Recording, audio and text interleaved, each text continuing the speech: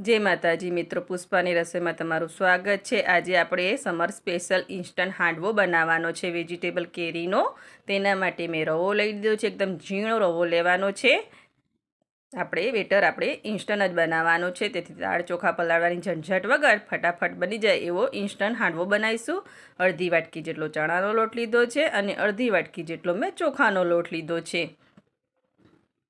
રવો આપણે 1 વાટકી લેવાનો છે અને અડધી વાટકી 2 લોટ લેવાના છે।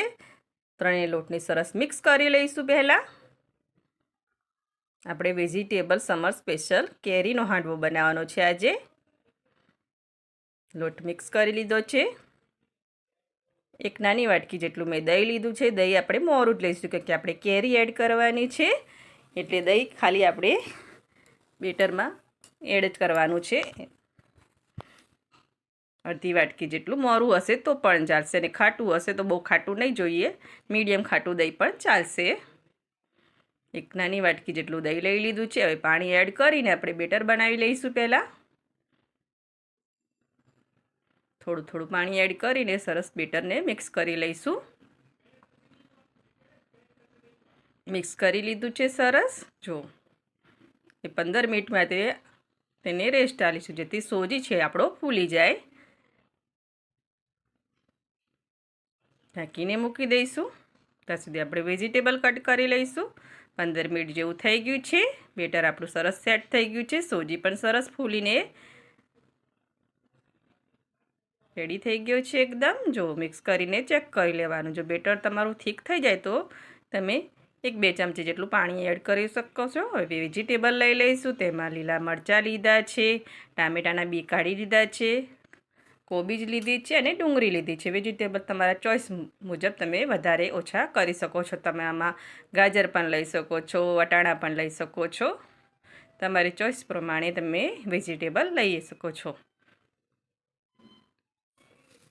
કેરી લીધી છે, 1.5 ચમચી જેટલી કેરી મેં ઝીણી કટ કરી લીધી છે। તેનો ટેસ્ટ બહુ સરસ આવે છે। આપણે સમર સ્પેશિયલ હાંડવો બનાવવાનો છે કેરીનો। અને કોથમીરના પાનને ઝીણા સુધારી લીધા છે। અને મેથી લઈ લઈશું। ફ્રોઝન મેથી છે તે લીધી છે। 2 થી 3 ચમચી જેટલી મેં મેથી લીધી છે। આમાં કેરીની ખટાશ, મેથીની કડવાશ અને ડુંગળીની પણ સ્વીટનેસ બધું જ આવી જશે।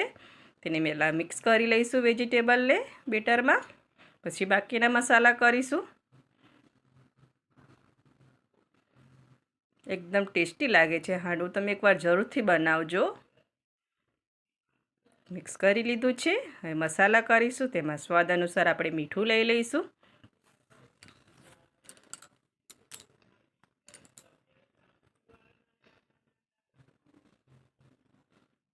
મીઠું લઈ લીધું છે। હવે આપણે લાલ મરચું નથી લેવાનું, આપણે લીલા મરચાં તીખા લીધા છે તે પ્રમાણે આપણે 1 ચમચી જેટલા ચીલી ફ્લેક્સ લઈશું। અને ચપટીક આપણે હળદર લેવાની છે। અને મીઠાશ માટે આપણે ખાંડ લીધી છે, 2 ચમચી જેટલી ખાંડ લીધી છે। કેરી ખાટી હોય છે, તેથી થોડી મીઠાશવાળો હાંડવો હંમેશા મીઠો જ હોય છે, ખટમીઠો। મિક્સ કરી લઈશું। બેટર બનીને રેડી થઈ ગયું છે। જો સરસ મિક્સ કરી લેવાનું છે। ચમચીથી પડે એવું બેટર રાખવાનું છે, બહુ પતલું નથી કરવાનું આ બેટરને। આપણે મીડિયમ જ છે આપણું બેટર।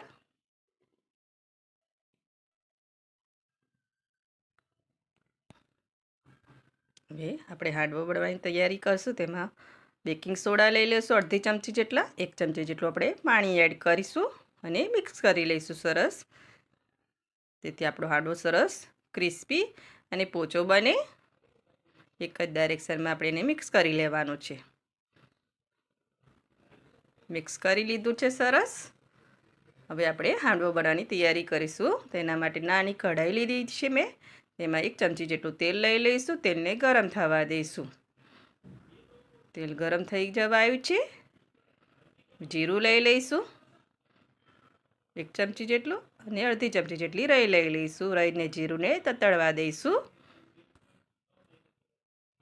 રાઈ જીરું તતડી જવા આવ્યું છે। સફેદ તલ લઈ લેવાના છે, 1 ચમચી જેટલા સફેદ તલ લઈશું।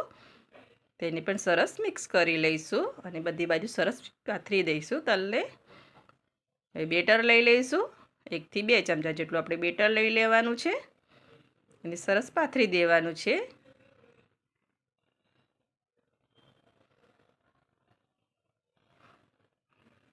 ગેસની આંચ એકદમ મીડિયમ કરી દઈશું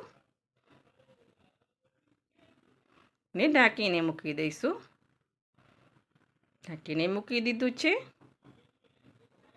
3 મિનિટ જેવું થઈ ગયું હતું. ચેક કરી લેવાનું છે. તેને પલટાઈ દઈશું અને બીજી સાઈડ પણ આપણે સરસ એને ગોલ્ડન કરી દઈશું. જો એકદમ ગોલ્ડન કલર આવી ગયો છે આપણે નીચેની સાઈડ. હવે ઉપરની સાઈડે આપણે પલટાઈને તેને પણ એકદમ ગોલ્ડન કરી દઈશું. ટોટલ 7 મિનિટ જેવું લાગે છે આ હાંડવાને બનતા. એક પીસ બનાવવાના છે. જો એકદમ નીચેથી પણ ગોલ્ડન થઈ ગયો છે, બનીને રેડી થઈ ગયો છે. તેને બહાર લઈ લઈશું. આ રીતે બધા આપણે હાંડવા બનાવી લઈશું. તમે એક નોનસ્ટિક પેટમાં પણ તમે બનાવી શકો છો. મેં નાના નાના પીસમાં બનાવ્યા છે. ખાવામાં આ બહુ ટેસ્ટી લાગે છે. તમે આવી રીતે બનાવજો. બેટર લઈ લીધું છે, તેને ઢાંકીને મૂકી દઈશું. એક સાઈડ ગોલ્ડન થઈ જાય પછી તેને પલટાઈ દેવાનો છે. બીજી સાઈડ આંચ મીડિયમ જ રાખવાની છે. આવી રીતે આપણે બધા પીસને બનાવીને લઈ લઈશું અને સર્વ કરીશું. સર્વિંગ પ્લેટ પર લઈ લીધો છે. સમર સ્પેશિયલ ઇન્સ્ટન્ટ વેજીટેબલ કેરીનો હાંડવો એકદમ ટેસ્ટી એવો બનીને રેડી થઈ ગયો છે. તમે એકવાર જરૂરથી બનાવજો. અને જો તમને મારી આ ઇન્સ્ટન્ટ કેરીના હાંડવાની રેસીપી ગમતી હોય તો મારા વિડીયોને લાઇક કરજો અને સબસ્ક્રાઈબ કરજો અને બેલ આઇકન જરૂરથી દબાવજો. એકદમ વેજીટેબલથી ભરપૂર હાંડવો બનીને રેડી છે. તમે એકવાર જરૂરથી બનાવજો. ખાવામાં બહુ ટેસ્ટી લાગે છે અને તમે ચા સાથે પણ ખાઈ શકો છો અને ચટણી સાથે પણ ખાઈ શકો છો.